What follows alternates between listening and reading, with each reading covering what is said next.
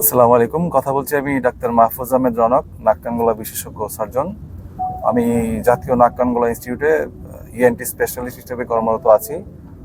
আর ঢাকাস্থ বনানীতে prescription পয়েন্টে শনি থেকে বুধবার চেম্বার করছি এবং কিশোরগঞ্জের জেলা সদরে মেডিস্ক্যান ইমেজিং সেন্টারে বৃহস্পতি এবং শুক্রবার চেম্বার করছি। আজকে আপনাদের সঙ্গে আমি যে বিষয় নিয়ে কথা বলতে এসেছি সেটি হচ্ছে অপারেশন নিয়ে আমাদের একটা ভুল ধারণা রয়েছে। যেমন আমরা মনে করি যে অপারেশন মানি একজন সার্জন, অর্থাৎ একজন সার্জনই অপারেশন করে। আসলে এটা আসলে ভুল ধারণা। অপারেশন একটি টিম ওয়ার্কের কাজ, একটি টিম ওয়ার্কের মতো কাজ করে অপারেশনে। শুধু সার্জন নয়, এখানে সার্জনের সঙ্গে একজন অজ্ঞানের ডাক্তার থাকেন, যাকে আমরা অ্যানেস্থেটিস্ট বা অবেদনবিদ বলি। তার সাথেও একজন সার্জনের সাথে একজন অ্যাসিস্ট্যান্ট সার্জন থাকে।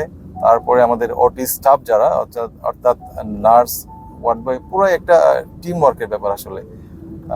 তো আরেকটা যে বিষয় নিয়ে আমরা ভুল ধারণা রাখি সেটা হচ্ছে আমরা মনে করি যে কিছু কিছু অপারেশন হয়তো ঝুঁকিপূর্ণ এবং কিছু কিছু অপারেশন হয়তো কোনো ঝুঁকিই নেই। আসলে এটা একটা ভুল ধারণা। প্রত্যেকটা অপারেশনই, মানুষের শরীরে যত ধরনের অপারেশন হয় সবগুলো অপারেশনই কিছু না কিছু ঝুঁকি রয়েছে। একদম ঝুঁকিমুক্ত কোনো অপারেশন আসলে নেই। তো অপারেশনের ব্যাপারে সবচেয়ে ইম্পর্টেন্ট যে দুটি ব্যক্তি হচ্ছে, একটি হচ্ছে আপনার সার্জন এবং একটি হচ্ছে আপনার অজ্ঞানের ডাক্তার বা অ্যানেস্থেটিস্ট, এবং দুজনই সমানভাবে গুরুত্বপূর্ণ, কারো চেয়ে কেউ কম নয়। তো অজ্ঞানের ডাক্তার অপারেশন করার যদি অ্যাপ্রুভাল না দেয়, অপারেশন কিন্তু সার্জন করতে পারবেন না। অর্থাৎ রোগীর যদি কোনো ফিজিক্যাল কোনো কন্ডিশন খারাপ থাকে, সেক্ষেত্রে আপনার অপারেশন অনেক সময় আমাদের ক্যান্সেল করতে হয়। অনেকেই মনে করেন যে শুধু সার্জারি করতে গিয়ে বোধহয় জটিলতা হচ্ছে। এটা আসলে একদম ভুল ধারণা। শুধুমাত্র সার্জারির কারণে হয় না, এটা আসলে অনেকেই জানে না। অপারেশনের করতে গিয়ে যে জটিলতাগুলো হয়, এটা দুই কারণে হয়। একটা হচ্ছে আপনাদের অপারেশন জনিত বা সার্জারি জনিত জটিলতা, আর একটা হচ্ছে আপনাদের অজ্ঞানের প্রসিডিউর বা অজ্ঞানের ওষুধ জনিত কিছু জটিলতা হয়। তো এই জিনিসগুলো ইম্পর্টেন্ট, আমাদের জেনে নিতে হবে। আর জটিলতা, এটা হচ্ছে আপনার খুব রেয়ার কেস জটিল, কারণ সৃষ্টিকর্তা আমাদের এমন ভাবে আমাদের শরীর তৈরি করেছেন যে আসলে দেখা যায় 99% ক্ষেত্রে বা 98% ক্ষেত্রে আমাদের কোনো জটিলতাই হচ্ছে না। আমরা সবকিছুই আল্লাহর রহমতে ঠিকঠাক ভাবেই আমাদের সম্পন্ন হয়। তারপরেও আমাদের জেনে নিতে হবে, আসলে রোগের সম্বন্ধে জানতে হবে আমাদের।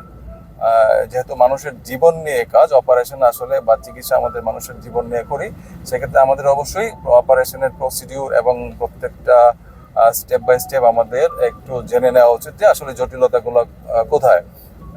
জেনে নেওয়া থাকলে আমাদের আসলে অপশন থাকে যে আমরা অপারেশন করব কি করব না, বা করলে আমি কোন সেন্টারে করব, বা এর চেয়ে বেটার কোনো অপশন থাকলে রুগী আসলে তার সিদ্ধান্তটা নিতে পারে যে আমি আসলে এত জটিলতা থাকলে আমি এখানে করব না, বা ওখানে করব, বা দেশের বাইরে করব। সেই জন্য আসলে প্রত্যেকটা ব্যাপারে আমাদের রোগীদেরকে জানানো উচিত এবং রোগীদেরও জেনে নেওয়া উচিত যে আসলে জটিলতাগুলো কি।